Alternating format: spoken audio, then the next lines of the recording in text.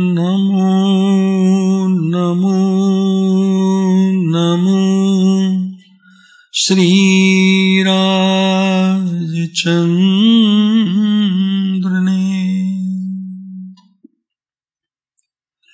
ખમો ખમો ખમો પૂર્વ પાપને.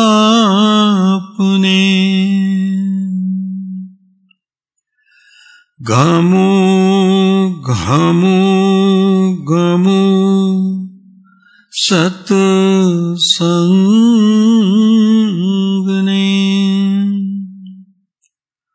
રમો રમો રમો સ્વાત્મહંસને.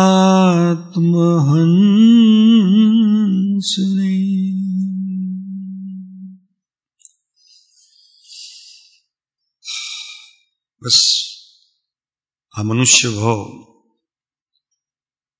એમાં આની સિદ્ધતા થાય. ભયો ભયો જીવન પ્રભુ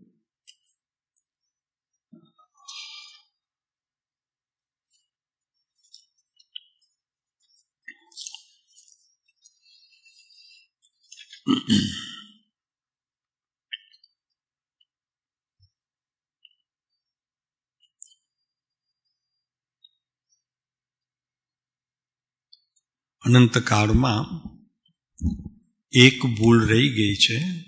બાકી બધી સુધારવાનો પ્રયત્ન પણ ધર્મ ક્ષેત્રની અંદર આ જીવ અનંતકાળમાં અનંત વાર કરી ચૂક્યો છે.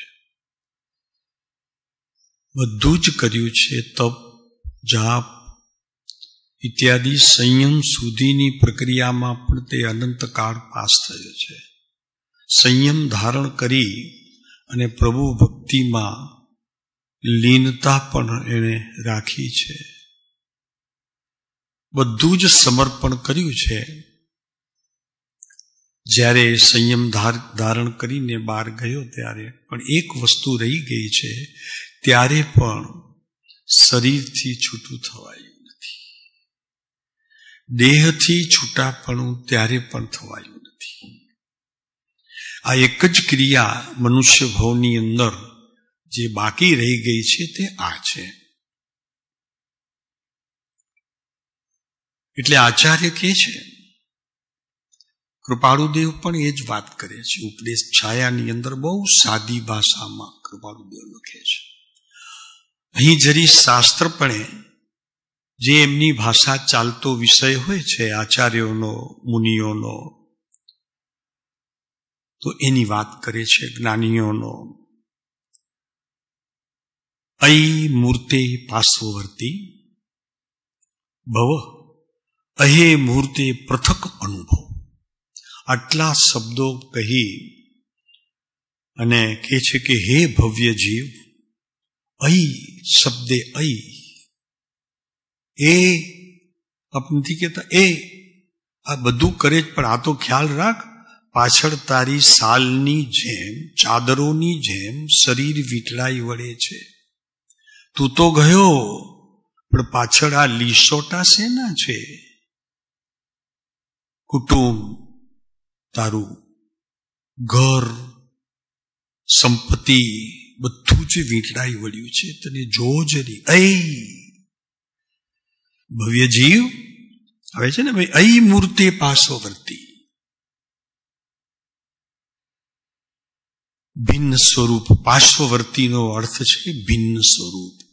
તું જુદો છો અને આ જે ઢસડાય છે પાછળ એ પણ જુદું છે. પણ તે એને તારું માન્યું છે તો અનંતકાળમાં તને એણે છોડ્યું નથી. અને હવે પણ મુનિ થઈ એકાંત જંગલમાં ધારણ કરીને અનેક પ્રકારની ક્રિયાઓમાં રત રહીને તપ કરીને તું અનંતકાળ રખડ્યો પ્રભુ, પણ જે છોડવાનું હતું, જે તારી સાથે ને સાથે છે, હજી પણ એને તું ક્યારે પણ છોડી શક્યો નથી. અઈ મૂર્તે પાર્શ્વવર્તી ભવ. હે ભવ્ય જીવ, તું શરીરથી ભિન્ન સ્વરૂપ થા. આચાર્યને પણ આ બોધ આપવો પડ્યો છે. મુનિઓને તો જો મુનિઓને આપવું પડ્યું છે તો મારી તો શું વિસાજ છે ભાઈ? ભૂલતો જ નથી. એક સમય માત્ર કેટલા બી તપ કરું, કેટલા બી સંયમ લઉં, ભવોમાં સંયમ લીધો હોય તો પણ હજી શરીર છૂટ્યું નથી. ઉપયોગની અંદર જ્ઞાનના એક કણમાં પણ એ તો તારું છુપાયું જ છે. અહીં શરીરથી ભિન્ન સ્વરૂપ થઈ જા. એક વખત તોડવાનું નથી, શરીરને બાળી નાખવાનું નથી, સુસાઇડ કરીને મરવું નથી તો શરીરથી છૂટો થાય. ભાવથી છૂટો થા, જ્ઞાનથી છૂટો જાણ, ચારિત્રથી જુદું માન. નહીં, એ મારું નથી પ્રભુ. એટલે કે છે કે હે ભવ્ય જીવ, શરીરથી પાર્શ્વવર્તી બિન સ્વરૂપ થા. ભાવાર્થ આમ છે કે અનાદિકાળથી, કેટલો કાળ? અનાદિકાળમાં અનંત વાર જીંદ દીક્ષા તે લીધી, નવગ્રૈવિકની સ્થિતિ તે પ્રાપ્ત કરી. નવગ્રૈવિક અનંત વાર. પણ પ્રભુ જે છૂટવા જેવું હતું તે છૂટ્યું નથી. શરીર તારી પાછળ ને પાછળ, જ્યાં તું જન્મ ધારણ કરે છે તો તેમાં તો શરીર હોય જ છે. અને નથી શરીર ધારણ કરતો એવું તો કદી બનતું ત્યારે જ છે કે જ્યારે તું શરીરને તારું નહીં માનીશ નહીં, એ પ્રમાણે પ્રવર્તીશ. એટલે કે છે શરીરથી ભિન્ન સ્વરૂપ થા. એક જ બોલ એના માટે, થવું જરૂરી છે. ચાહે તું મુનિ હો, ચાહે તો ગ્રહસ્થ હો, ચાહે તો શ્રાવક હો, ચાહે તો શ્રેષ્ઠી હો, ચાહે તો તિર્યંચ હો, એક જ બોધ છે તને. શરીરથી છૂટું માન, હું શરીરથી ન્યારો છું. કૃપાળુ દેવે તો જળ ચેતનની અંદર બધું જ મૂકી દીધું છે, કાંઈ બાકી નથી રાખ્યું. આચાર્યએ જે કીધું છે તે મારા પ્રભુએ બધું જ કહી દીધું છે.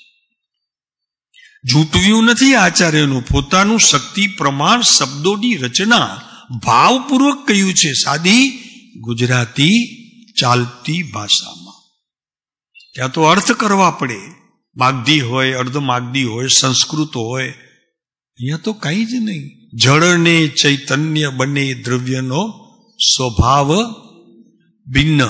સુપ્રતીતપણે શબ્દ આકરો છે. સુપ્રતીત શબ્દ આકરો છે. સુપ્રતીતપણે જેને શું થાય છે? છૂટું થાય છે? નહીં, સમજાય છે. જ્ઞાનમાં એની સમજણ એવી યથાર્થ થાય છે કે કૃપાળુદેવ લખે કે હું તો દેહધારી છું કે કેમ, ત્યારે યાદ કરું ત્યારે માંદ સાંભળે છે. આ આપણા પરમ કૃપાળુદેવની સ્થિતિએ આપણને પૂછવું પડશે. ભાઈ કીધું છે ને કૃપાળુદેવ, હું શરીર છું, મને શરીર છે એ સંભાળવું પડે છે. અને હું ક્યારે ભૂલતો? હું શરીર જ છું. ચાહે ધ્યાનમાં બેઠો હોઉં, એકાગ્રતાપૂર્વક પ્રભુના સ્મરણમાં, નથી ભૂલ્યો. હું શરીર છું. જરી ક્યાંક શરીરમાં ખંજવાળ આવે તો ત્યાં ઇન્દ્રિયો ત્યાં પહોંચે છે, મને જાગૃત કરી લે છે કે તું શરીર છો. એ છે ભાવાર્થ આમ છે કે અનાદિકાળથી જીવ દ્રવ્ય શરીરની સાથે એક સંસ્કાર રૂપ થઈને ચાલ્યો આવે છે. સાહેબ અહીંયાથી જાઉં, માની લો કે આ મનુષ્ય ભાવ મારો પૂરો થયો અને અહીંયાથી જાઉં બીજા ભાવમાં, તો ત્યારે પણ સાથવું હોય, સાથે હોય? તો કે સ્વરૂપે સાથે ન હોય પણ ભાવે તો તે તારી સાથે છે અને છે, રહેશે અને રહેશે. એનો અભ્યાસ અત્યારે કરવા જેવો છે. મારા પ્રભુની જેમ હું દેહધારી છું કે કેમ, ત્યારે સંભાળું ત્યારે માંડ યાદ આવે છે, પ્રભુ આ વચનો સુવર્ણ છે, એમાં અનંત સંયમની ધાર સમાઈ જાય છે.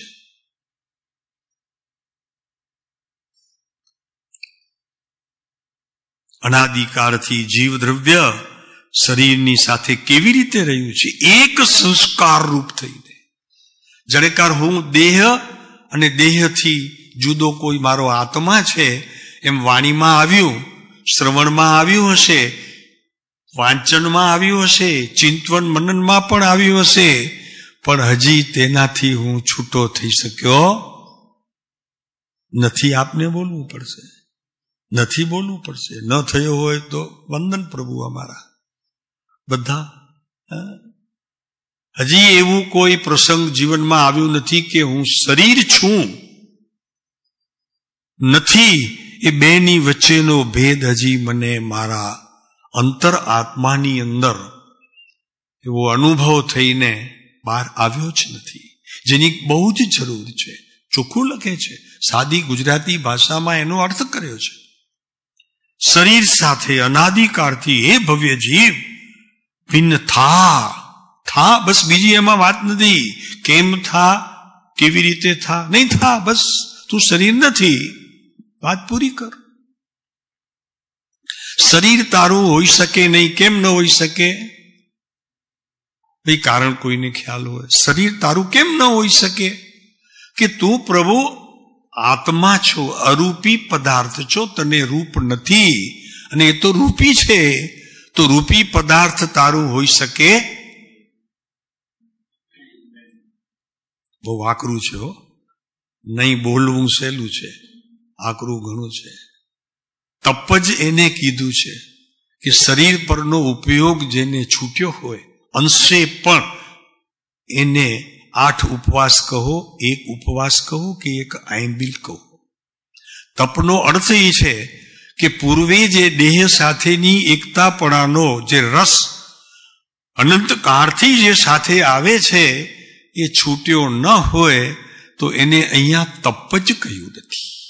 પછી તે તારું માંસ ખમણ હોય, વર્ષિત 2, 5, 10 કરી લીધા હોય, નહીં પ્રભુ, એનું નામ તપ નથી કહ્યું, લાંઘન કહ્યું છે. આકરું લાગે પ્રભુ, અને એ આકરું એટલા માટે નથી કે તને દંડ રૂપે મળે, જાગૃતિ માટે છે કે ભાઈ આ તપથી તારું કોઈ શરીરનો એક અંશ તું ભૂલી જાય એમ બનશે નહીં. તો ક્યારે બનશે એમ? તો કે તું આત્મા છો એવું ગોલન જીવનના હરેક શ્વાસમાં, હરેક શ્વાસ, હરેક ધડકણમાં હું આત્મા છું પ્રભુ, એનું ગોલન જ્યારે તારા જીવનની અંદર ક્ષણે ક્ષણે, પલે પલે, સમયે સમયે, દિવસે દિવસે, મહિને મહિને, વર્ષો વર્ષ. કૃપાળુદેવ લખે છે કે યાદ કરું ત્યારે માંદ સાંભળે છે. ભાઈ પ્રભુ, આ સ્થિતિનું સર્જન તો મુનિવરોને પણ અત્યારે આ કાળમાં કઠણ છે. ભાઈ કઠણ છે. તો જ્ઞાની કહે છે કે કઠણ છે તો એનો અર્થ એ છે કે તપ નથી. ને છતાં એક વાત અહીંયા સ્પષ્ટ કરી દઈએ કે કરવું પછી પ્રયોગ એવી રીતે રાખવો. હવે તું કહે સાહેબ આ નથી થતું તો કાંઈ નહીં, રહેવા દો, એમ નહીં. પ્રયોગ કરવો, પણ એ પ્રયોગની અંદર હું દેહાદી સ્વરૂપ નથી, દેહ સ્ત્રી પુત્રાદિ મારા નથી. હું કેવો છું? બોલો બધા. એવો આત્મા છું પ્રભુ. કોનું છે શરીર? મારું નથી. એ તો મોહનું પૂતળું છે, મોહ છે. કોનું મોહ છે એ પ્રશ્ન નથી, પણ મોહ છે. બસ જવા દે, એ મોહ છે. માટે મારું ન હોઈ શકે, કેમ કે હવે હું મોહ રૂપે રહ્યો નથી. થવાનું હવે કોઈ ચાન્સ પણ, બરોબર છે. હવે હું મોહ મમતા મારાપણું પહેલું જ, સૌથી પહેલું છોડીશ. જ્યારે તપ કરીશ ત્યારે સૌથી પહેલા ઉપયોગ આ હશે, હું આત્મા છું પ્રભુ. પ્રથમ ભૂમિકા છે ધર્મની, સમજો, પ્રથમ ભૂમિકા છે. એટલે તો કૃપાળુદેવ હરી કીધું કે દેહ છતાં જેની પણ કેવી રીતે, ક્યારે? તો કે વર્તે એ ભગવાન. દેહાતીત એટલે શું? દેહથી જુદો તું છો જુદો તો વર્તન પણ જુદું. એની સાથે કોઈ સુમેળ નહીં, કોઈ સુમેળ નહીં, મેળ વિનાનો. તો કઈ ભાઈ હવે આ પ્રથમ ભૂમિકા તો કહી, પણ શું મારી સાથે દગો થયો છે કે આત્મા સાથે દગો થયો છે? આ આત્મા સાથે દગો નથી. હું આત્માથી જુદો પદાર્થ છું, તો એ પછી આત્માને કેમ વળગે છે? તો કે એ વળગતો નથી પ્રભુ, એમાં કઈ સ્વાદ નથી, એમાં ચેતન શક્તિ નથી, એ બધું તારામાં છે, તો તું વળગ્યો છે એને. એટલે અહીંયા કહે છે તારાથી દગો થયો છે, ખ્યાલ રાખ. દગો થયો છે તો એને હવે આ ચોરને કાઢ. તો કયો છે ચોર? તો કે મમકાર. શેનાથી ઉત્પન્ન થયો? તો કે રાગથી. તો રાગને કાઢ. તો કે રાગે જ્ઞાનને આ રીતે માની લીધું છે, માટે તો કે જ્ઞાનને સમ્યક કર. કેવી રીતે કરું સાહેબ? સમ્યક ને મિથ્યા એ શું? તો કે સાચું છે એને માનવા રૂપ ઉપવાસ કર. જ્યાં સુધી તે નહીં માને તેને ત્યાં સુધી કંઈક દંડ આપ. આપ્યું ક્યારે?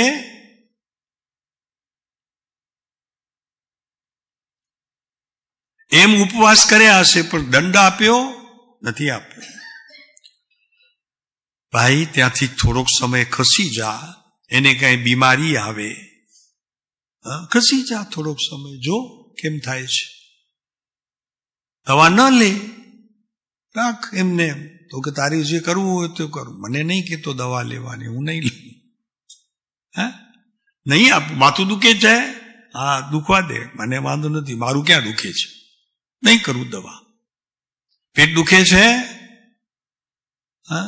ડોક્ટર કહે છે ઓપરેશન, આ તમારે જે કરવું હોય તે કરો, મારે કઈ દવા નથી આપવાની. લીધા નહીં, આપતા નહીં, મને નાખતા નહીં શરીરમાં. હું છું જ નહીં, એ પછી મને વળગ્યો છે, તો અત્યારે શા માટે એના ઉપર મમતા કરીને આ બધું કરું? જવા દો, મારે નથી કરવું. શોધ. આ કોણ કરે છે એની શોધ કર. કરવા વાળો કોક તો હશે ને. મારાપણું ક્યારે શોધ કરી આપણે અનંતકાળમાં? કે આ છે કોણ કે દરેક વખતે મારું મારું મારું કર્યા કરે છે, છતાં મારું તો છે નહીં.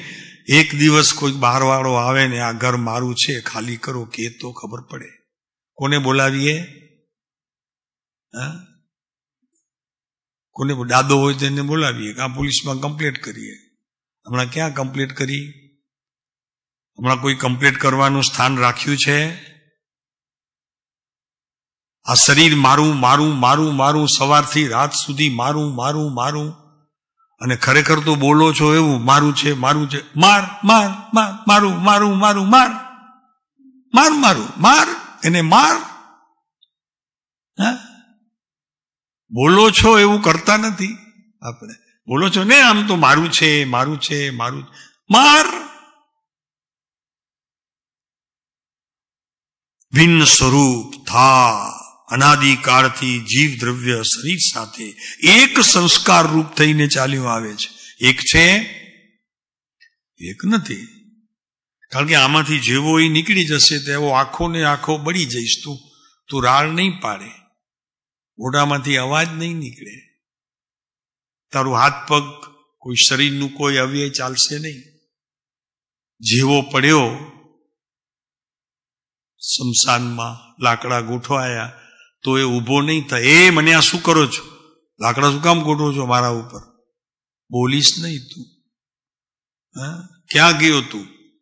તો હતો એમાંથી વયો ગયો. તો કરને નક્કી કે અત્યારે જ એને રજા આપ, મોકલી આપ 6 મહિનાના વેકેશન ઉપર. તો 6 મહિના તો એક પ્રયોગ કર, સાધના કેન્દ્રમાં બેસી કરીને એકલો થા, એની જોડે વાત કર કે તને જોઈએ છે શું, કે હું આપવા તૈયાર છું, પણ તું અહીંયાથી જા. ભિખારી કેટલી વાર ઉભે દરવાજે? આપી દો પછી છૂટો થાય. પછી ઊભો હોય તો હા બોલો, શું થાય નિલેશ? પછી ઊભો હોય તો કે ભાઈ બીજી વખત આપું તને, પણ અહીંયાથી જા. ફરી પાછો ઊભો હોય તો ભાઈ કેટલી વાર રાખો તમે ઊભો ભિખારીને? એક વખત આપી દીધું, 2 વખત આપી દીધું, ત્રીજી વખત વળી બૈરાઓને કહ્યું કે હજી આને જરૂર છે, આપ પાપા, આપી દીધું. પછી ઊભો રહે તો બા પકડીને બહાર કાઢો ને, એને કહ્યું કે બાપા તું જા ને દરવાજો બંધ કરી દો. પ્રભુ એમ અંતરના ઓજસના દરવાજા બંધ કરો. પ્રકાશ તો ત્યાંથી આવે છે, ઓજસના પ્રકાશ તો આવે છે. એ બતાવે છે કે નહીં આ માણસ બરોબર નથી, કાઢીને. એક એ છે અહીંયા એક સંસાર. અને એ પણ પ્રભુ વરી તું જરાક વાર બહુ ભણ્યો હોઈશ, શાસ્ત્ર અભ્યાસ કર્યો હોઈશ તો વળી કહી દઈશ તું કે આ તો કર્મ છે ને બાપુ, પૂર્વના કર્મ છે ને, તો હજી ઊભા રાખવા છે. હજી પાછું કહી દે આ બધું કર્મના કારણે છે, એટલે કર્મ પાછળ પડ્યો, અભ્યાસ કર્યો, પણ પછી રહ્યું એમને એમ અભ્યાસ કામ નથી આવ્યો. શાસ્ત્ર પૂરતું મર્યાદિત રહ્યું, મન બુદ્ધિ સુધી મર્યાદિત રહ્યું, ચેતના શક્તિના સ્પર્શ સુધી રહ્યું, મિથ્યાત્વ ઊભું રહ્યું છે એમને એમ. કાંઈ એને ટાળી શકવા માટે એનો પ્રયત્ન કાર્યરૂપ થયો નથી.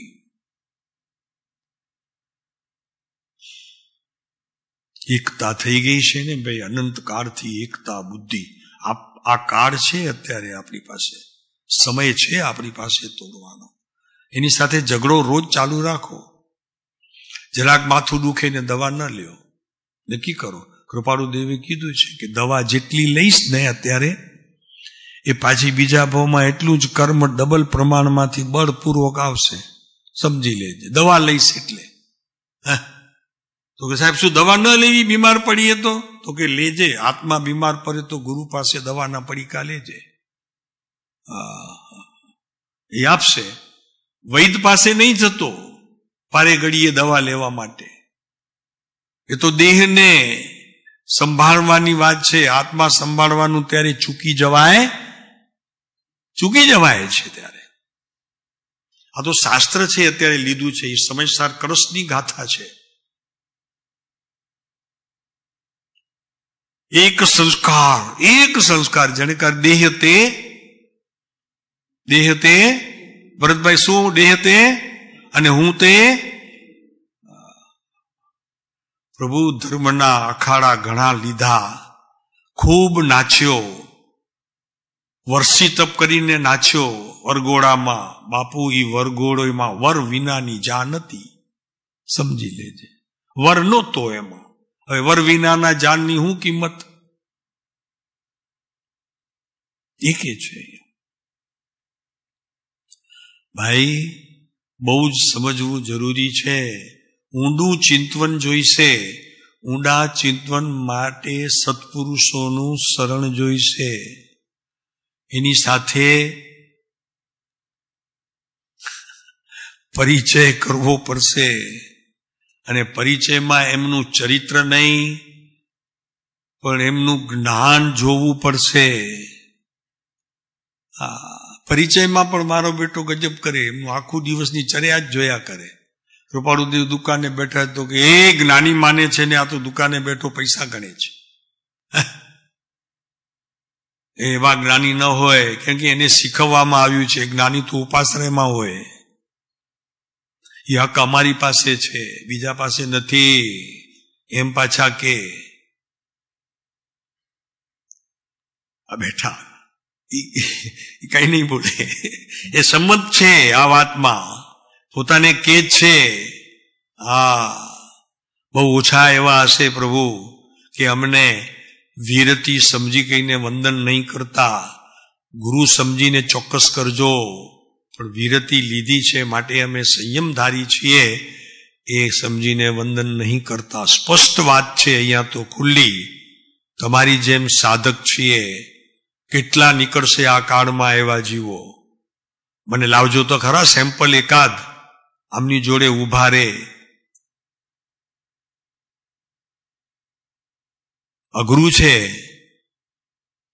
એમ કેવું અઘરું છે એમ સમજવું તો એથી વિશેષ અઘરું છે. છેતરપિંડી થઈ છે, તમારાથી ખ્યાલ રાખજો.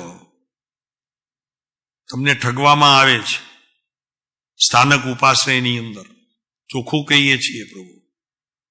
એટલા માટે કહીએ છીએ કે એવા અમારી પાસે સેમ્પલ છે કે જે નથી માનતા, સાધક માને છે પોતાને. સાધ્ય સ્થિતિએ પહોંચવા માટે ઘર છોડ્યું છે. એમ છોડજો તમે પણ, હિંમત હોય તો છોડજો. એવી રીતે મુનિ નહીં માનતા, બતાવો એવી રીતે, કોઈ એવી રીતે ઘર છોડીને કે છોડી દીધું, ચલો મારે જવું જ નથી, આ આશ્રમ છે, ઇનફ છે મારી પાસે.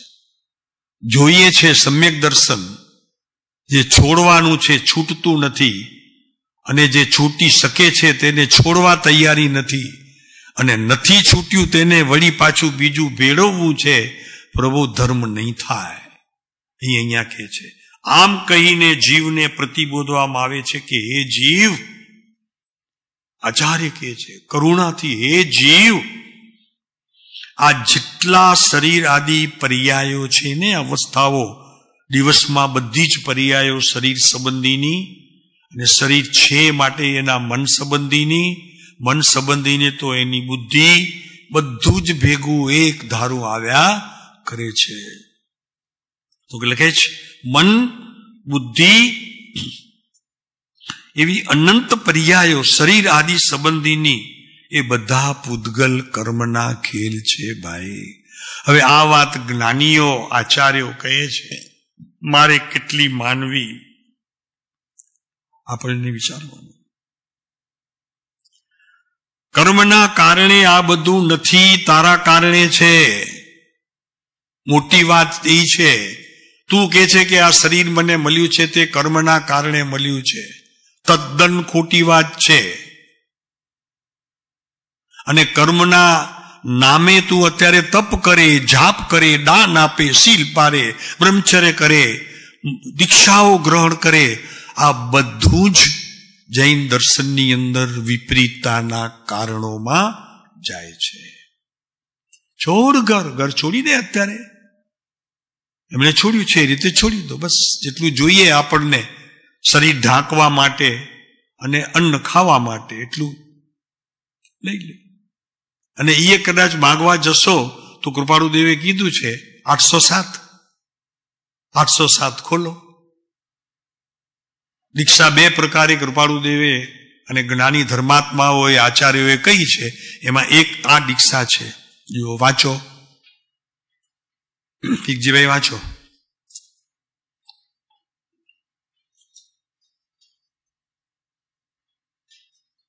ધર્મ પામવાની આ પ્રથમ ભૂમિકા છે. ધર્મ સમજવાની પણ આ પ્રથમ ભૂમિકા છે. ખોલી નાખ્યું, આવ્યું, બધાને મળ્યું.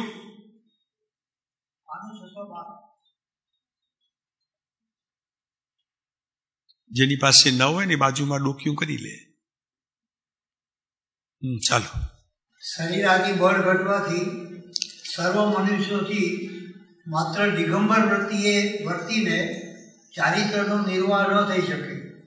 તેથી જ્ઞાનીએ ઉપદેશેલી મર્યાદાપૂર્વક શ્વેતાંબરપણેથી વર્તમાનકાળ જેવા કાળમાં ચારિત્રનો નિર્વાહ કરવાને અર્થે પ્રવૃત્તિ છે તે નિષેધ કરવા યોગ્ય નથી.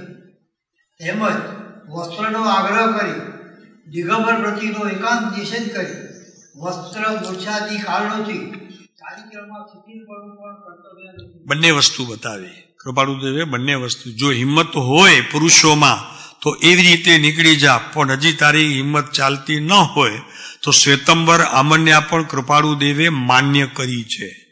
પ્રભુ જ્ઞાની તો એને કહેવાય કે કોઈનો નિષેધ ન હોય. અત્યારે કોઈ દિગંબર એમ કે નહીં શ્વેતંબર તો દીક્ષા જ નથી, તો અમે એમ કહી શકીએ કે તમારી જે દીક્ષા છે એ પણ નથી. આ તો વાતનું વતેસર થયા કરે. પણ જેટલા પ્રમાણમાં એ દીક્ષાનું મહાત્મ્ય તમને સમજાય છે, એમાં સાધનાનું બળ પ્રવૃત્તિને આત્મતત્વ સુધી પહોંચી વળાય છે, એનો નિષેધ ન હોય.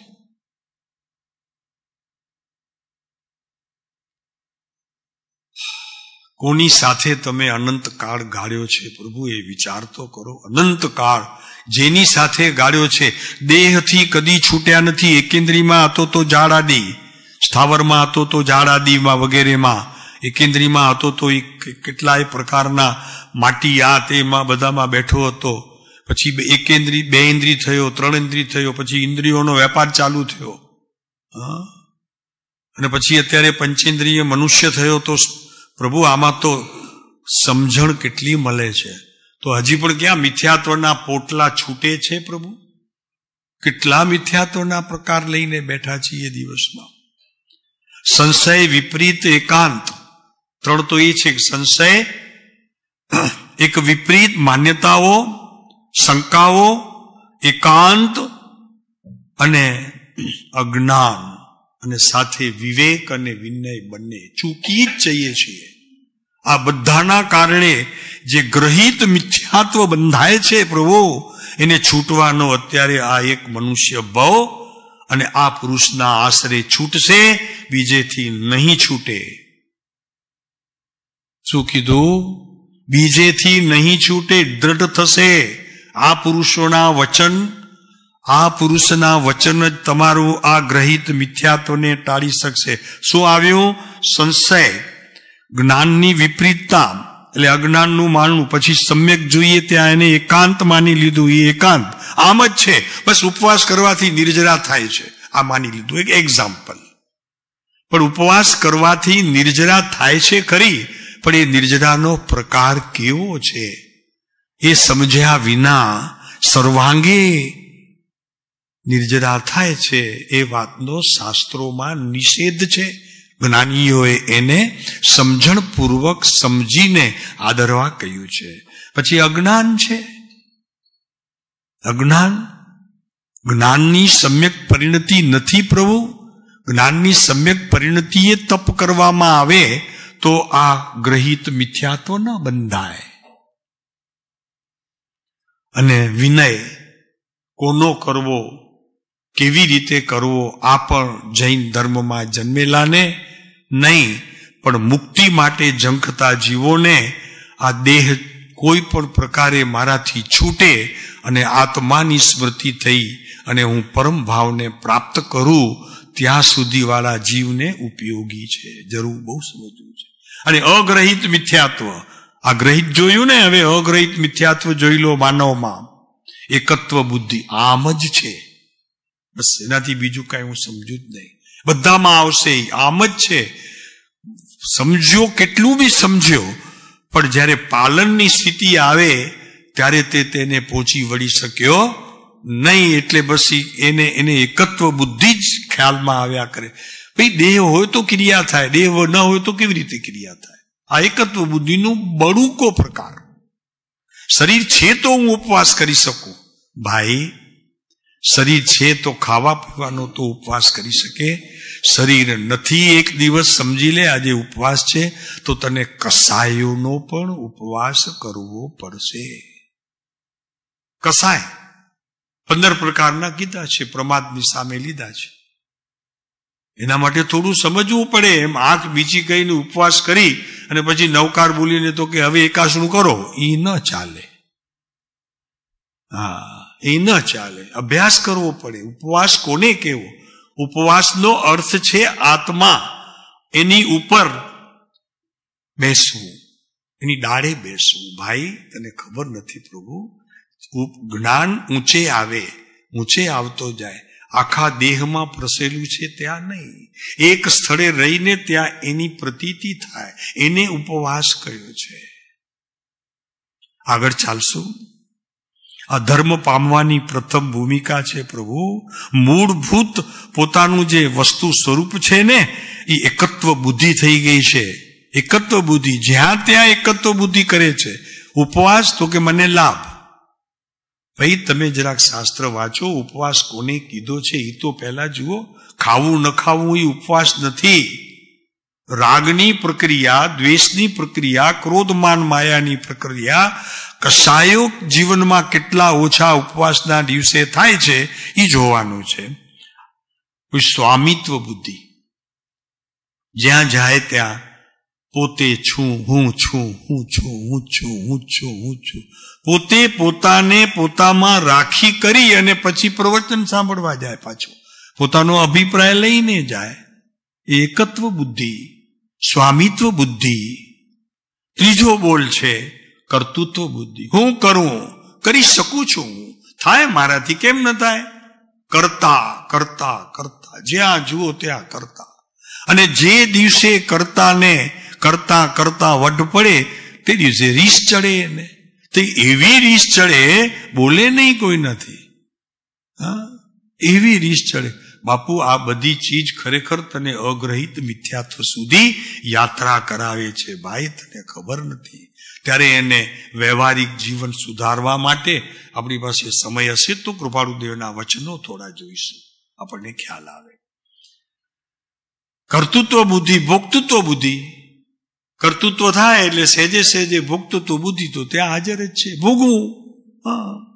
અને પછી કારણત્વ બુદ્ધિ.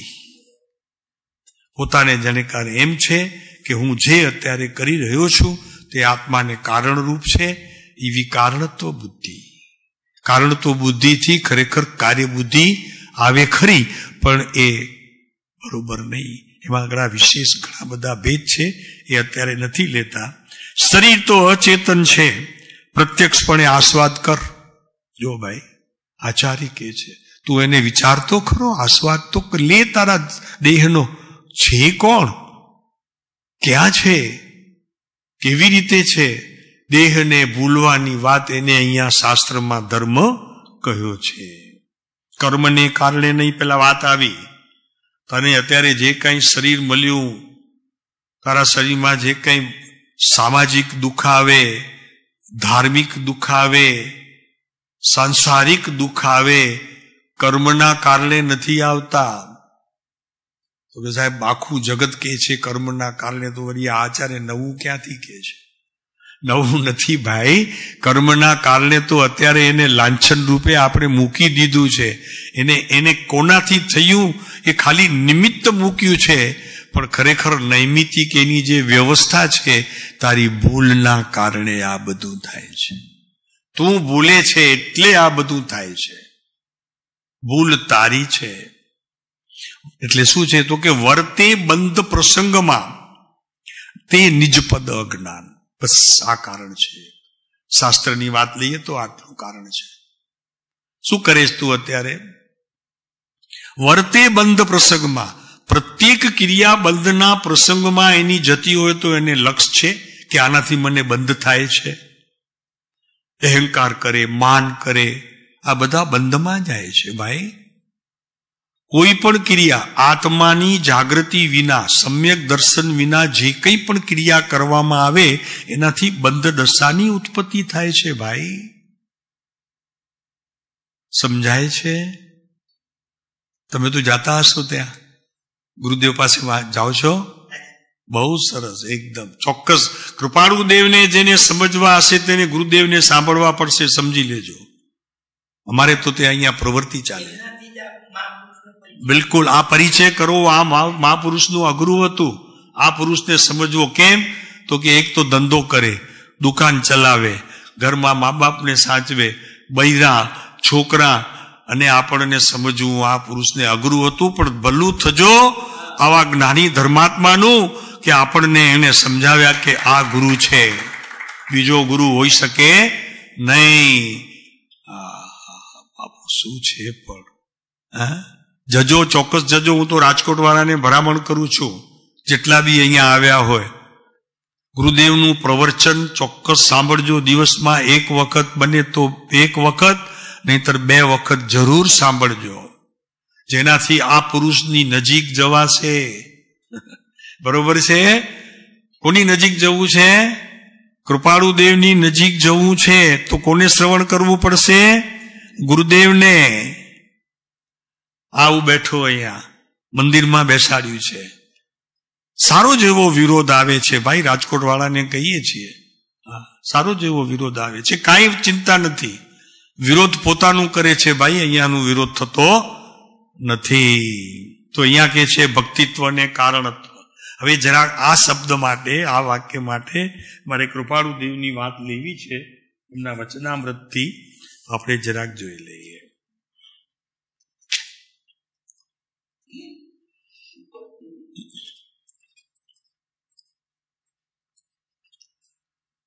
આ જીવને બહુ સાદી સીધી ભાષામાં તરત પકડા. પાનું 700 નંબર છે, ઉપદેશ છાયા છે. અને પાછી ઉપદેશ છાયા છે. કૃપાળુ દેવે શું આપ્યું નામ એનું? છાયા. છાયા શબ્દે સાતા જ્યાં મળતી હોય ત્યાં સૂર્યના કિરણો પણ મંદ મંદ પ્રવર્તતા હોય, ઠંડી ઠંડી લહેર આવતી હોય, શરીરને ગમતી હોય, મન બુદ્ધિને ગમતી હોય એવા વાતાવરણમાં પરમ કૃપાળુ દેવે ઉપદેશ કર્યો છે. એને છાયા નામ આપ્યું છે. આ જીવની પહેલું જ છે ઉપર 700, પેજ નંબર 700. અનાદિકાળથી જે ભૂલ છે તે ભાંગવી છે. આ શરીરને મારું માન્યું, કુટુંબને મારું માન્યું, સમાજને મારું માન્યું, આ ધન મારું માન્યું, આ ઘરને મારું માન્યું, છે બધું કૃપાળુદેવના જળ ચેતનના બોલમાં બધું જ છે. વાંચી જજો ફરી એક વખત. તે ભાંગવી છે. ભાગવા સારું જીવની મોટામાં મોટી ભૂલ શું છે તેનો વિચાર કરવો. કેમ ભંગાતી નથી અનંતકાળમાં? ને તેનું મૂળ છેદવા ભણી લક્ષ્ય રાખવો. જ્યાં સુધી મૂળ રહે ત્યાં સુધી તે વધ્યા કરે, તો એને મૂળથી કાપવાનું. કેટલી સાદી ભાષામાં બોધ. કોઈ પંડિતની જરૂર નહીં, કોઈ અભ્યાસની જરૂર નહીં. ગુરુદેવ કહેતા, કાનજી સ્વામી કે 4 ચોપડી ભણેલો પણ શ્રીમદને સમજી શકે. પછી પોતા માટે કે અમારી વાત જરાક થોડીક અઘરી આવે, પણ પરમ કૃપાળુ દેવ શ્રીમદ રાજચંદ્રને સમજવું હોય તો 4 ચોપડી ગણી છે. ભાગવા સારું જીવની મોટામાં મોટી ભૂલ શું છે તેનો વિચાર કરવો, ને તેનું મૂળ છેદવા ભણી લક્ષ્ય રાખવો. બરોબર છે? આપણે કોઈ નડતું હોય આપણા રોડની અંદર, તો આપણે પહેલા એને કાઢવાનું. એટલે રોજનો ખટખટ નહીં, એક વખત નીકળી ગયું, પતી ગયું, વાત પૂરી થઈ ગઈ. આપણને લાગે કે આ આપણી ભૂલ થાય છે, એને જડમૂળથી કાઢીને ફેંકી દો. એમ કે છે કૃપાળુદેવ, તે મૂળ છેદવા ભણી લક્ષ્ય રાખજો. જ્યાં સુધી મૂળ રહે ત્યાં સુધી વધે. એ તો બધાને ખબર છે. મૂળિયું જ્યાં સુધી નાશ ન પામે ત્યાં સુધી મૂળિયા ઉપર રહેલા જે છોડવા હોય, ડાળી હોય, પાંકડીઓ હોય, પાન હોય, એ બધું વધ્યા કરે. ને તેનું મૂળ છેદવા ભણી લક્ષ્ય રાખ્યું હોય તો જ્યાં સુધી મૂળ રહે ત્યાં સુધી વધે. બસ પતી ગયું. મૂળને એક વખત જોઈ લીધું તો આપણે જોઈ લીધું કે રાગ કેમ થાય છે, મારાપણું મમકાર કેમ થાય છે, આટલું બધું કેમ વધી ગયું, પહેલા નહોતું ને હવે કેમ વધી ગયું. એની વિચાર કરવો. તો કે દીકરો આવ્યો દીકરીને ઘેર એટલે વધ્યું, નક્કી કરવું. દીકરાને ઘેર દીકરો આવ્યો તો વધ્યું, પોતરો આવ્યો, ડોતરી આવે, ડોતરો આવ્યો, વધ્યું. બધું વધે કે ઘટે છે? આમાં કોઈ ના પાડવા વાળો છે કે ના સાહેબ એવું નથી થતું અમને? પ્રભુ ધર્મ સમજવા માટે પણ આમાં જ્યાં સુધી છીંદા નહીં પડે, છીંદા સમજાય ને, આમાં જ્યાં સુધી છીંદા નહીં પડે ત્યાં સુધી ધર્મ શબ્દે સમજાશે, કદાચ બુદ્ધિના વિષયે સમજાશે, ક્ષયોપશમના વિષયે સમજાશે, પણ ખરેખર જ્ઞાને નહીં સમજાય. જ્ઞાને નહીં સમજાય. ભાઈ તને દુઃખ લાગશે, શું કહીએ, જ્ઞાને નહીં સમજાય. તપ કરે તો ક્યાંથી સમજાય? તો એની સાથે તો એને કોઈ સુમેળે નથી. તેનું મૂળ છેદવા ભણી લક્ષ્ય રાખવો. બસ આ એનું મૂળ છેદવું પડશે. જ્યાં સુધી મૂળ રહે ત્યાં સુધી વધે. પછી પ્રશ્ન છે, મને સાથી બંધન થાય છે? પૂછવું પોતાને, બંધન કોનાથી છે? વસ્તુથી છે? આ વસ્તુ મારી છે એ મને બંધન રૂપ છે, કે મારાપણાની મમતા છે તે બંધન રૂપ છે? આ દીકરાનો દીકરો મારો છે એટલે બંધન છે? આ દીકરાનો દીકરો મારો છે એટલે બંધન છે, કે દીકરો છે તે બંધન છે? બસ તો મારાપણાને કાઢો. મારું તો પ્રભુ આત્મા હોઈ શકે, બીજો કોઈ હોઈ શકે નહીં. આઘરું પડે, આઘરું પડે, આઘરું પડે. અરે સાવ સીધું છે, એકદમ સીધું. આમાં કોઈ શાસ્ત્રને ભણવાની જરૂર નથી. મને સાથી બંધન થાય છે અને તે સાથી ટળે એ ખબર છે. એના માટે પણ કોઈ વૈદ પાસે જવાની જરૂર નથી. ગુમડું કેમ મટે? ગોળ જાજો ખાય છે તો ગુમડા નીકળશે. પેલા કેતા દેશમાં ખોળ ખાવાનું બંધ કરી દે, બાળકને ઉપર રાખી દે, એકદમ એનો હાથ ન પહોંચે ત્યાં નીકળી જાય પોતે ગુમડા. એ ખબર છે. તો આ બધા ગુમડા છે. આ કુટુંબીઓ, સ્વજન, બધું સંબંધ, આ બધું ગુમડા છે. એક એક ગુમડો નીકળતું આવે છે અને દુઃખ વધતું જાય છે, મારાપણું વધતું જાય છે. શાસ્ત્ર કેમ પરિણમતો નથી? જ્ઞાનીઓની આવી વાણી સાદી સીધી ભાષામાં કેમ પરિણમતી નથી? કારણમાં બીજું કાંઈ નથી પ્રભુ. જે છોડવા જેવું છે તેને છોડતો નથી.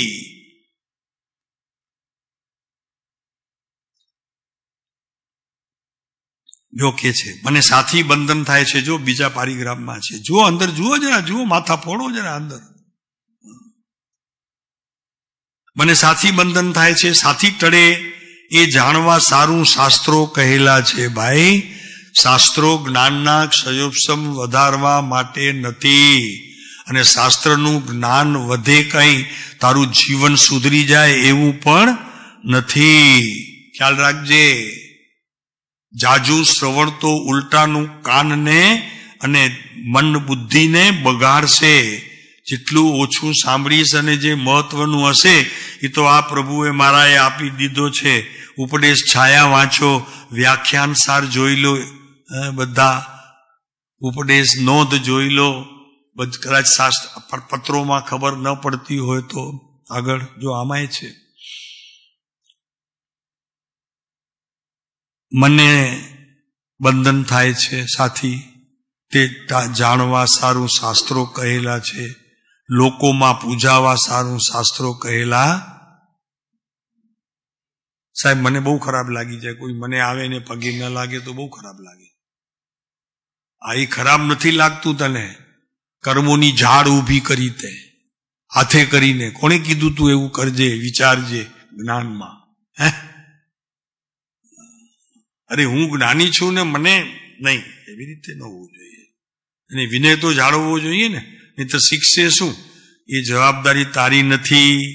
તું જો બધાને પમાડી શકતો તો મહાવીર સ્વામી, અરે આદેશ્વર દાદા, ઓલા આપણા કોને, મરીચીને 22-24 તીર્થંકર ને થશે તેમ કરીને શા માટે કેટલા વચમાં ગયા તીર્થંકર?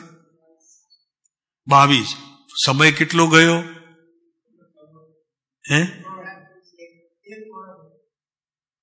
હવે જે ગયો હોય તે તો ગાડેશ્વર દાદાનું કઈ ચાલ્યું નહીં, કરી ન શકે. પોતાના પોતરાને આપવું હોય એમાં શું છે?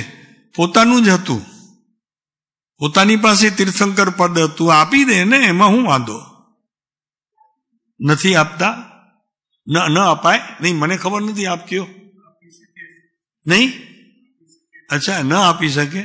ઓ, એમ થયું હશે તો ત્યારે જ બધી આ ગડબડ ચાલે છે.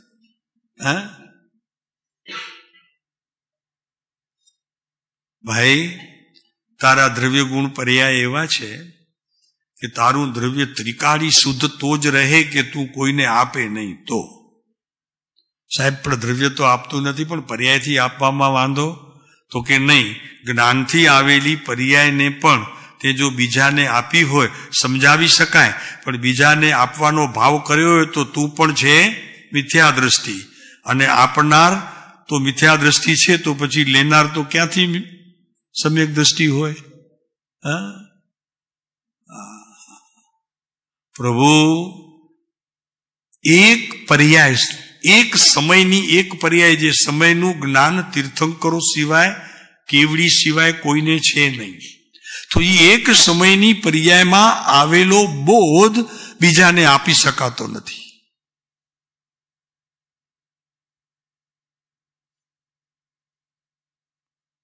એને ફાયદો થઈ શકતો નથી, એને નુકસાન પણ કરી શકતો નથી. એનો અર્થ શું છે? કે એક સમયની પર્યાયમાં આવેલું જે જ્ઞાન એ વસ્તુતા એ તો તારા આત્માનું છે, ધ્રુવ તત્વનું છે. એ બીજી જોડે ભળે પણ નહીં. તું આપવા કદાચ કરે તો એ તારી કલ્પના છે, અને એ કલ્પના તે દુઃખ છે, કોઈના કોઈથી અપાતા નથી. ભગવાનનું સમોસણ શા માટે રચાય છે? ભગવાન સમોસણ એટલે રચે છે કે એમને સમય છે હજી જવાનો. તો લોકો કોઈ એવા હોય ને પુણ્યશાળી જીવો હોય એવા કે ભગવાનની વાણીનું નિમિત્ત પામવા માટે ખાલી બસ નૈમિતિકપણે પોતે હાજર થઈ અને એમાં કાર્ય કરી લે છે. બાકી નિમિત્ત ત્યારે પણ તીર્થંકરથી થયું છે એવી દ્રઢતા એનામાં માન્યતા પ્રવર્તતી પોતાથી થયું છે, મારાથી થયું છે. આપવા કરવાની શું વાત છે પ્રભુ? આ જૈન દર્શન કઈ આપવા કરવા માટે છે? કોઈ કાંઈને ના આપે અને માને કે હું સમજાવું છું તમે માટે સમજો છો, તો એ મૂર્ખ છે એક નંબરનો. એને આ ગાદી શોભાવવાનો પણ અધિકાર. અમે આચાર્ય છીએ, અમારી પાસે 200 સાધુઓનું ટોળું છે, બસ ટોળું જ રહેશે પ્રભુ, મુમુક્ષુ નહીં રહે. આખરી વાત છે ભાઈ. અને જો ભગવાન ત્યારે આપ્યું હોત ને, આદેશ્વર ભગવાને આપ્યું હોત ને એને, કોને? એ તમને તમારે બોલાવાનો. કોણ હતો? પૌત્ર. કેટલો લાડલો છે અત્યારે, બધા વિચાર કરજો. તમારે પૌત્ર હોય તો કેટલો લાડલો. ન આપો, એ માગે ને આપો નહીં તમે, બોલો. હે? અરે ડોક્ટરે સખત ના પાડી છે કે એને આપતા જ નહીં, પેંડો કોઈ રીતે ખવડાવતા નહીં. અને છતાં છુપી છુપીથી દાડો દાદી આપી દે. પછી કોની વઢ ખાય? પુત્ર વધુની. કેમ ખાય વઢ? ખોટું કર્યું માટે. એમ પ્રભુ આ આપવા કરવાની વસ્તુ નથી નાથ, કોઈનાથી કઈ અપાતું નથી. એવા આ તારા દ્રવ્ય ગુણ પર્યાય સદંતર શુદ્ધ છે, રહેવાના છે. તારું જે એમાં કામ કરવાનું હોય તે કરજે, નહીં કરવાનું નહીં કરતો, ભલે ગોટા વાળતો કાંઈ વાંધો નથી એને, પણ છે તો શુદ્ધ. તો એની શુદ્ધતા મટતી, કારણ કે એને માત્ર બતાવવું છે, કોઈની જોડે ભળવું. તને એમ કે ભળી જાય મારી જોડે પર્યાયો, અને પછી એને વહેતી કરી દઈશ જ્ઞાનના સંયોપસમની શક્તિવાળાને એમ લાગે કે હું પૂરેપૂરું એમાં ભરી દઈશ એ પર્યાયમાં. પછી શું કરશે? એ ક્યાં જશે? તો કે એ છોડી જશે ભાઈ.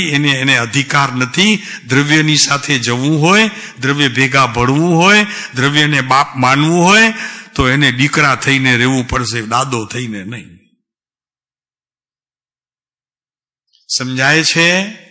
કોઈ કોઈનું કરી શકે નહીં. એટલે તો આ જૈન ધર્મનો વાવટો વિશ્વની અંદર અત્યારે પણ પ્રવર્તે છે, ને ગમે તેવો કાળ આવશે ત્યારે પ્રવર્તશે. બાપુ શું છે આ દ્રવ્યની સ્વતંત્રતા?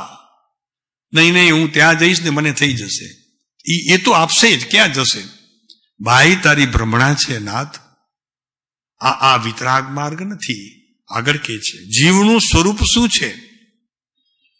મને સાથી બંધન થાય છે, સાથી ટળે. અરે બંધન થયું છે તો બંધનથી જ્યારે ખસીશ ને ત્યારે સહેજે ટળી જશે, સહેજે ટળી જશે. બંધનથી છૂટો થઈ જા, બીજી એની કોઈ દવા નથી. એ જાણવા સારું શાસ્ત્રો કહેલા છે ભાઈ. શાસ્ત્રોથી કઈ તને પ્રાપ્ત થાય એટલા માટે નથી, લોકોમાં પૂજાવા સારું શાસ્ત્ર કહેલા નથી. સાહેબ આપણે અહીંયા ઓલું હોય ને પંચમી, જ્ઞાન પંચમી, આટલા બધા શાસ્ત્રની પૂજા કરીએ છીએ અમે, અહીંયા કરીએ છીએ બધી શાસ્ત્રોની પૂજા. તો શું લાભ થઈ જાય? જરીએ ન થાય, જરીએ ન થાય, એનાથી લાભ ન થાય. અને અહીંયા શાસ્ત્ર ઉતારે તો લાભ થાય? તો કે એ ન થાય. શાસ્ત્ર ઉતારે તો લાભ ન થાય. શાસ્ત્રનો ભાવ સમજીને તે સમયની પર્યાયની શુદ્ધતાને પોતાના ધ્રુવ તરફ વાળે તો થાય.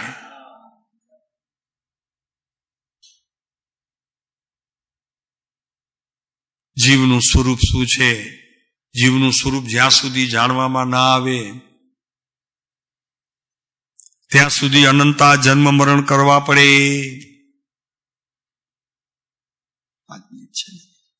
શું છે? ક્યાં ગયો છે ને 5 મિનિટ? જીવનું સ્વરૂપ શું છે? તો કે જીવનું સ્વરૂપ જ્યાં સુધી જાણવામાં ન આવે ત્યાં સુધી અનંતા જન્મ મરણ કરવા પડે. શાસ્ત્ર જાણી લીધા, ગુરુ મેળવી લીધા, એનાથી મુક્તિ નથી પ્રભુ. અંતરંગની તારી દશા જ્યારે બદલે, દિશા બદલે, દ્રશ્ય બદલે, નહીતર તો બાબુ દ્રશ્ય નહીં બદલે. તારું દ્રશ્ય બદલાવાની બહુ જરૂર છે. દ્રશ્ય નથી બદલતું ત્યાં સુધી જન્મ મરણ કરવા પડે. જીવની શું ભૂલ છે? કૃપાળુદેવ વરી પાછું લખે છે, કરુણા તો જુઓ આ પુરુષની. સાદી ગુજરાતી ભાષાની અંદર આવો ઉપદેશ છાયાનો બોધ આપી બાપુ એને તો કઈ ઉપકાર કર્યા છે આપણા ઉપર. તો કે તે સાથી ટળે તે જાણવા સારું શાસ્ત્ર કહેલા છે, લોકોમાં પૂજાવા સારું શાસ્ત્ર કહેલા નથી. જીવનું સ્વરૂપ શું છે?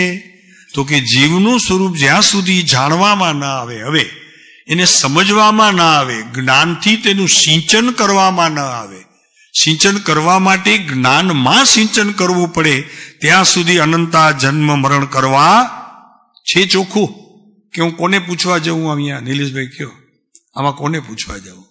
હવે આવી એકદમ સાદી ગુજરાતી ભાષામાં ગુરુદેવ કહેતા, ગુરુદેવ ઘણી વખત 4 ચોપડી ભણેલો જાણી લે એવું શાસ્ત્ર છે. 4 ચોપડી ભણેલો જાણી લે, એને જાણવાનું છે જ નહીં કઈ.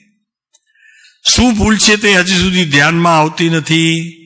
તો કે બસ એક ક્લેશ ભાંગશે ને, આ વારે ઘડીએ ક્લેશ થયા કરે છે ને, આ સારું, આ બરોબર નહીં, આને હમણાં મારી વાત કરી હું જોઈ લઈશ. અને આ છે ને આ ભાઈ, એની જોડે તો તમે બી વાત નહીં કરતા, અને બને ત્યાં સુધી છે ને આ ભાઈને અહીંયા આવવા જ દેતા નહીં. આ બધું ક્લેશ છે. શું છે પ્રભુ પણ? આ ક્લેશ જ્યાં સુધી છે ત્યાં સુધી ભૂલ મટશે નહીં. ક્લેશ ભાંગશે તો ભૂલ મટશે. જે દિવસે ભૂલ ભાંગશે તે દિવસથી સાધુપણું, કૃપાળુદેવ પણ બાપુ ગજબ કર્યું છે.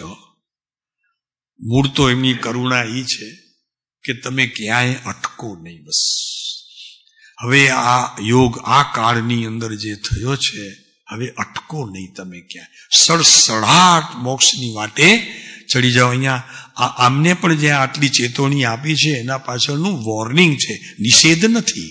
સમજાણું? સાધુપણાનું નિષેધ તો આપણે જોઈ લીધું હમણાં 807માં કીધું છે, તું ઘર છોડજે. હવે એક વાત, આશ્રમમાં છો, ઘરની ચિંતા ખરી અત્યારે? 2 મહિના રહેશો, 3 મહિના રહેશો, ઘરની ચિંતા ખરી? તો નક્કી કરો ને કે 12 મહિના જવું જ નથી.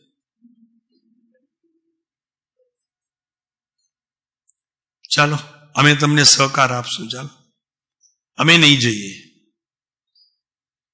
નક્કી કરો, નામ આપો, 12 મહિના નથી જવું. બધું જ મળે છે અહીંયા.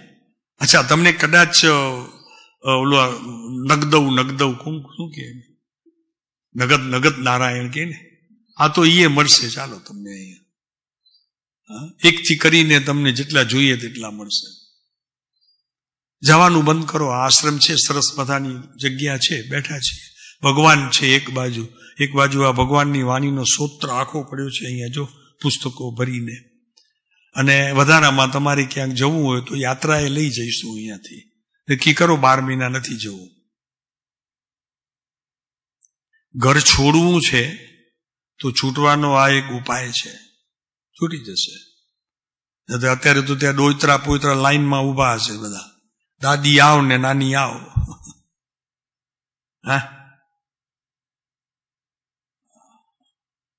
છોડવું છે તેને છોડવું નથી. છોડ્યા પછી જે અંતર આત્મા મણાશે તેની ચિંતા નથી. પણ મારે માણવું છે, પણ માણવું છે તો આને છોડવું પડશે. ઓહો, જે કરવાનું છે તે નિલેશભાઈ થતું નથી. એક ઉપવાસ વધુ કરી લઈશ, સાથિયા 4 વધુ કાઢી લઈશ પાટલા ઉપર. અને હવે પેલા પબડી મૂકતો હતો, પણ હવે સાહેબ મેં કહી દીધું છે ઘરવાળાને, મને 1 કિલો બદામ જોઈશે, આખી બદામ રાખું છું. હવે થઈ રહ્યું. ભગવાન કે મને તારી બદામે નથી જોઈતી, મારી પબડીએ તારી નથી જોઈતી. સાચું કહું, અમને કાંઈ નથી જોઈતું તારું. તું સલામત રહે, બસ અમારી એટલી જ માંગણી છે. સલામત રહે, બધી જગ્યાએથી સલામત.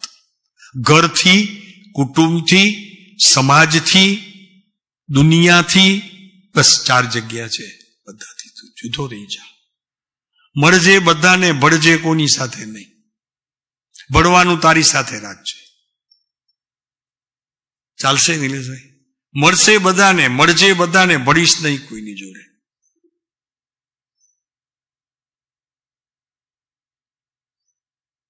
કેમ ચૂપ છો? ન ગમ્યું ને? આ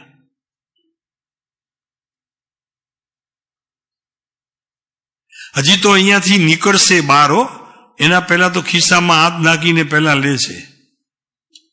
અંદર અવાજ આવતો તો મિસ કોલ છે કોનો? બોલો. બહાર નીકળશે હજી તો ઓલું નહીં છોડે, પગથિયો નહીં છોડે. એનાથી પહેલા તો હાથમાં આવશે. અને આપણને કરવી છે સાધના. અમે 3 મહિના રહી આવ્યા. શું ઉકાળ્યું એ તો કયો? જરી ઠપકો આપીએ મીઠું. શું 3 મહિના રહી આવ્યા તો શું કર્યું તમે? એક વસ્તુ છૂટી ઘરની? અજય આજે કૃપાળુદેવ પત્રમાં કીધું, એક વસ્તુ છૂટી.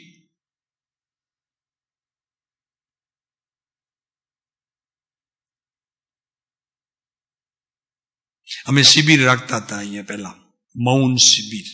મોબાઈલ લઈ લેતા હતા. પસંદ ન પડ્યા બધાને, તો કે સાહેબ ઈ ના કામ આવે.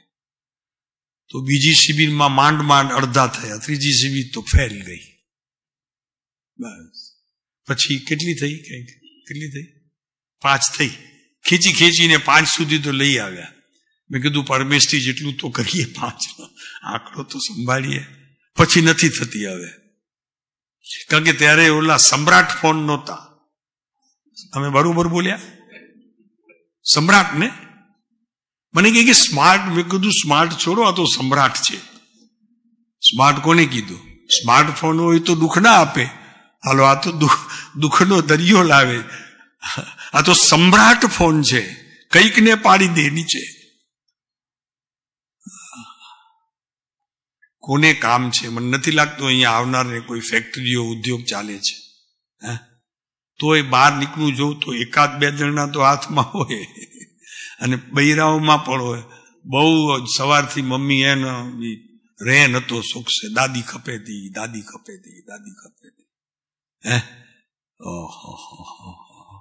સાધના બાપુ કઠણ છે. સાધનાની ધાર જ કઠણ છે. પછી શાસ્ત્ર સમજવું સહેલું છે, શાસ્ત્ર વાંચવું સહેલું છે. 2 પત્ર વાંચી લેવા સહેલા છે. ગુરુદેવના 1 પ્રવચનની જગ્યાએ 2 પ્રવચન સાંભળી લેવા સહેલા છે. મૂળ રહી જાય છે. ઓમ શાંતિ. હવે સમય